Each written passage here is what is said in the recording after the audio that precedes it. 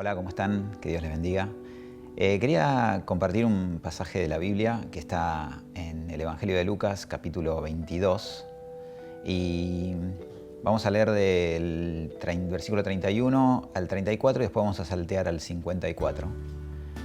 Y dice así, Lucas 22, versículo 31, dijo también el Señor: Simón, Simón, mira que Satanás los ha pedido a ustedes para sacudirlos como si fueran trigo, pero yo he rogado por ti para que no te falte la fe. Y tú, cuando te hayas vuelto a mí, ayuda a tus hermanos a permanecer firmes. Simón le dijo: Señor, estoy dispuesto a ir contigo a la cárcel y hasta morir contigo. Jesús le contestó: pero te digo que hoy mismo, antes de que cante el gallo 3 veces, negarás que me conoces. Versículo 54 dice: arrestaron entonces a Jesús y lo llevaron a la casa del sumo sacerdote. Pedro lo seguía de lejos. Allí en medio del patio habían hecho fuego y se sentaron alrededor, y Pedro se sentó también entre ellos.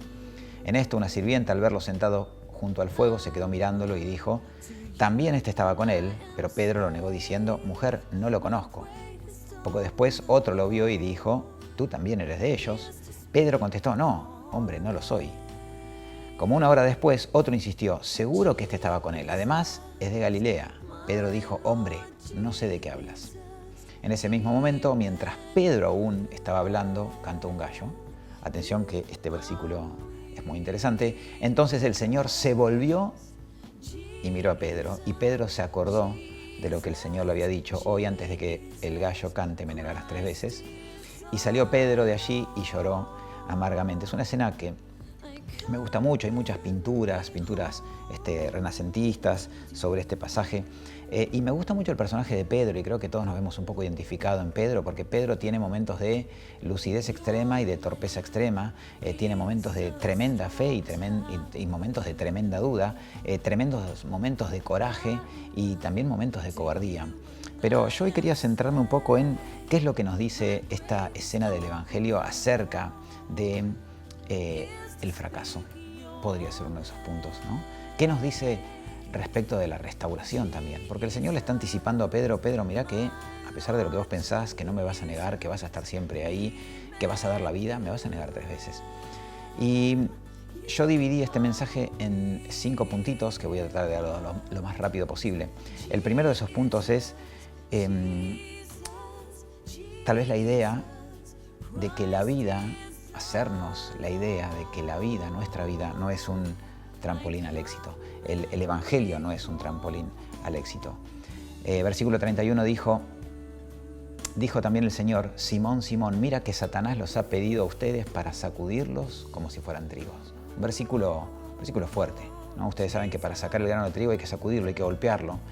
Y el Señor le dice: Simón, Satanás los ha pedido a ustedes para sacudirlos como si fueran trigo. Y es un versículo fuerte, pero también es un versículo realista, porque Jesús de algún modo asume la complejidad de la vida. De algún modo Él está asumiendo no solo la complejidad de la vida, sino también la complejidad de seguirlo. En el mundo tendrán aflicción, ya había anticipado ahí en el Evangelio de Juan. La vida no es color de rosas. La vida a veces nos sorprende, y nos sorprende para mal. Los sueños no siempre se alcanzan, las metas no siempre se consiguen, las cosas por lo general no salen como lo planeamos. Y a veces caemos en esa suerte de prédicas exitistas y nos olvidamos un poco, como si estuvieran fuera de contexto algunas frases. Pero esas frases hay que ponerlas en contexto, ¿no? A veces decimos, no sé, el Señor siempre nos da la victoria, somos más que vencedores, vamos de gloria en gloria, somos hijos del Rey, hay que conquistar la tierra, salir a conquistarla. Si bien son versículos que están y que son ciertos, hay que ver en qué sentido, qué contexto, cómo entiende esto, primero cómo lo entendemos nosotros, cómo entendemos esta idea del éxito, en qué sentido lo entiende la persona que nos está escuchando, cómo lo entiende la persona que está sin poder llegar a fin de mes. ¿Cómo entiende esto que somos hijos del Rey, que nunca nos va a faltar nada, una persona que le cuesta económicamente, que está pasando por dificultades? ¿Cómo entiende esto que nunca vamos a tener ningún problema, alguien que está atravesando una enfermedad terrible, o alguien que acaba de perder a una esposa, a un esposo, un hijo, un amigo? La vida no es un camino de glorias y éxitos. La vida tiene sus dificultades, tiene momentos inesperados, tiene momentos de preguntas sin respuestas, pero Jesús se adelanta. Jesús le dice: Simón, Simón, mira que Satanás los ha pedido a ustedes para sacudirlos como si fueran trigo. Y el texto sigue, y eso es lo interesante, y eso nos lleva al punto 2.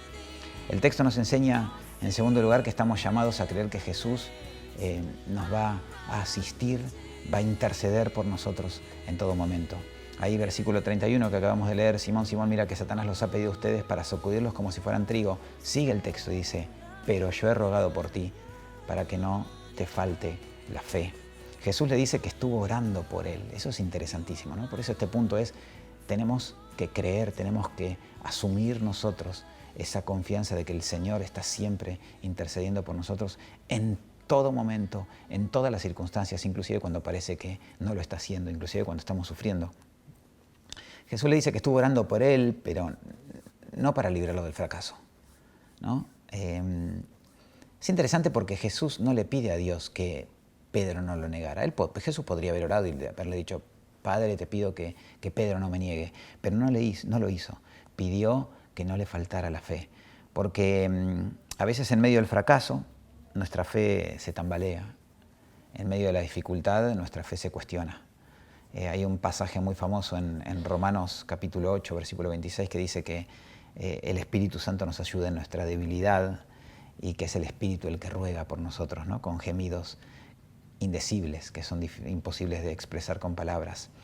Tercer punto, versículo 33. El tercer punto sería aprender a depender de Dios y dejar atrás nuestro orgullo.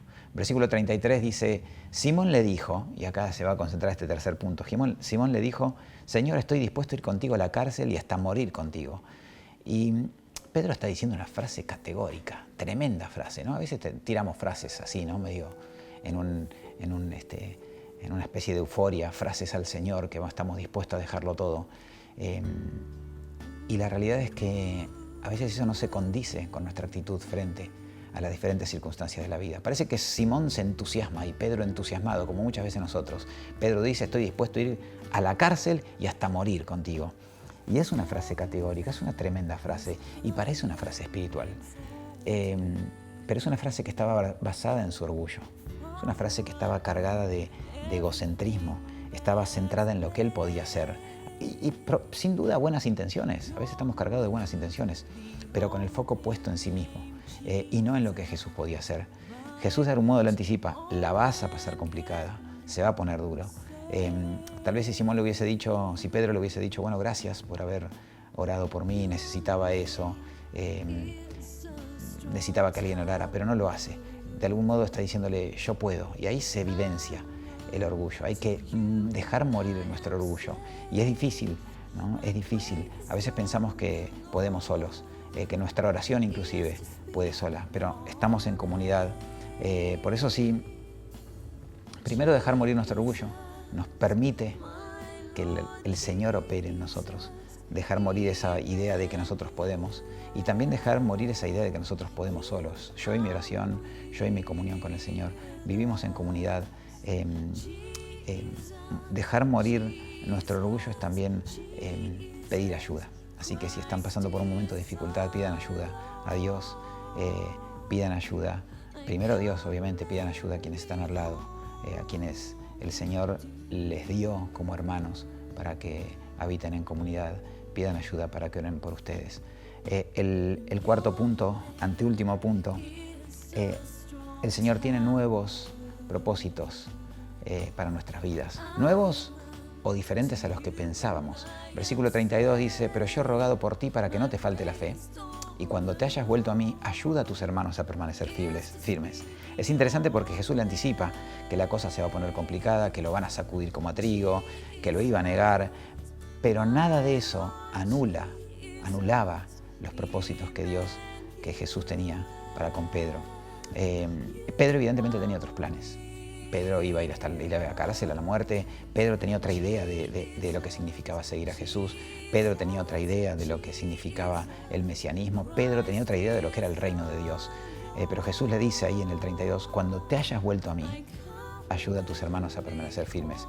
Le da un nuevo proyecto para él, para Pedro, pero el mismo que ya había tenido él cuando lo llama. Yo sé que vas a fracasar, que me vas a negar, pero después que hagas tu duelo, después de que llores, de que pidas ayuda, de que pidas oración, es importante que vayas en busca de los propósitos que yo tenía de antemano para vos. No hay que quedarse en el espacio del fracaso. Una vez que hicimos nuestro duelo, una vez que lloramos, una vez que pedimos ayuda a Dios, una vez que nuestra comunidad nos apoyó en la oración, tenemos que salir en busca de los proyectos que el Señor tiene para nosotros. Esto está muy ligado al último punto, y con esto termino. La mirada de Jesús. Si había alguien que había cometido errores y muy graves, era Pedro. Y a veces me pregunto eso de que Jesús lo mira, a qué distancia, cómo lo mira, cómo ubica, cómo encuentra la mirada de Pedro.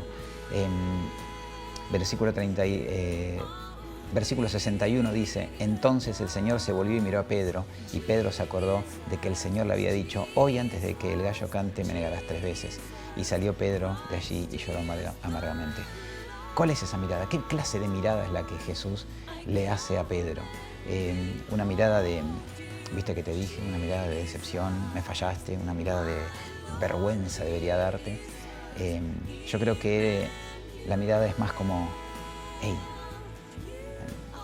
ya lo sabía Pedro, pero acordate que tienes una misión. ¿Por qué Pedro va a ser un pilar del naciente cristianismo después de haberse equivocado? Si todos sabían esto. Esto es una historia, la negación de Pedro aparece en los 4 evangelios. Era una historia muy conocida entre la primera comunidad cristiana. Sin embargo, Pedro, a pesar de eso, es un pilar de ese cristianismo primitivo. ¿Por qué Pedro lo logra? ¿Por qué Pedro y los demás entienden que Pedro es un pilar? Porque hay que aprender a mirarnos como nos mira Jesús. No por lo que fuimos, no por lo que somos, ni por lo que hicimos en nuestro pasado, sino por lo que seremos en Él. No por lo malo que hicimos, ni por lo bueno que podamos llegar a hacer por nuestras cuentas, sino por lo que hacemos por su gracia.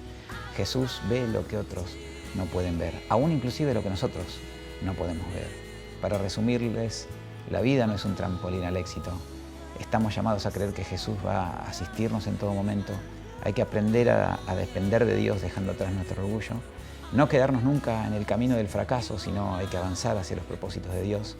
Y por último, intentar mirarnos a nosotros mismos y mirar a nuestros hermanos, a los demás, como Jesús nos mira. Nada más. Espero que haya sido bendición. Un saludo, que Dios los bendiga.